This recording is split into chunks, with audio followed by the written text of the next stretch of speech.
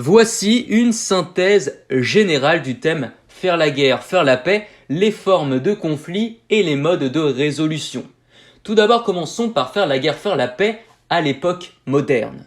Selon le théoricien Karl von Clausewitz, la guerre est la continuation de la politique par d'autres moyens. Elle concerne des États en conflit pour des raisons essentiellement territoriales dans un contexte de recherche d'hégémonie. L'intensité de telles guerres reste limitée.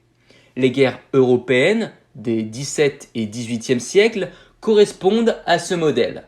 En 1648, les traités de Westphalie inaugurent une ère durant laquelle la paix est assurée en Europe par l'équilibre des puissances.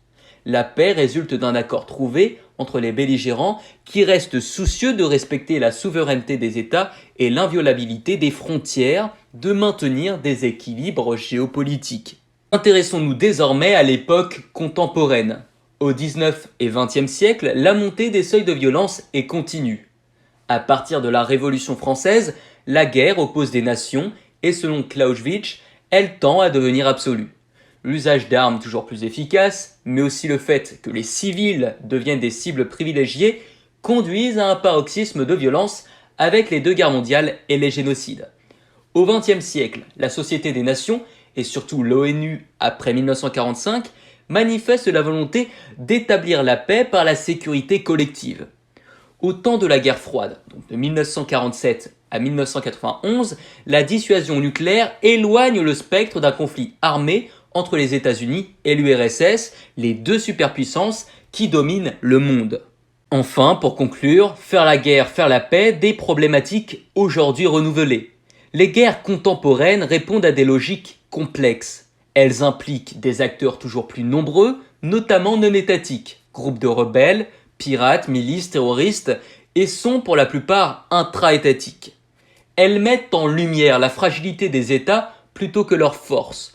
Guerre économique, liée au contrôle de la drogue ou à la piraterie, par exemple en Colombie ou au Nigeria, ou des guerres climatiques menaçant de faire leur apparition, par exemple dans la région du lac Tchad, au cœur de l'Afrique. Les modalités de construction de la paix sont plurielles et engagent des acteurs étatiques ou non étatiques, par exemple des ONG ou des fondations. Il semble par ailleurs difficile d'aujourd'hui d'établir des paix durables, comme le prouve la permanence des conflits au Moyen-Orient. Le système onusien, qui a imposé le droit d'ingérence afin de protéger les populations civiles, doit aujourd'hui être réformé pour faire face à de nouvelles menaces, comme celle du terrorisme international.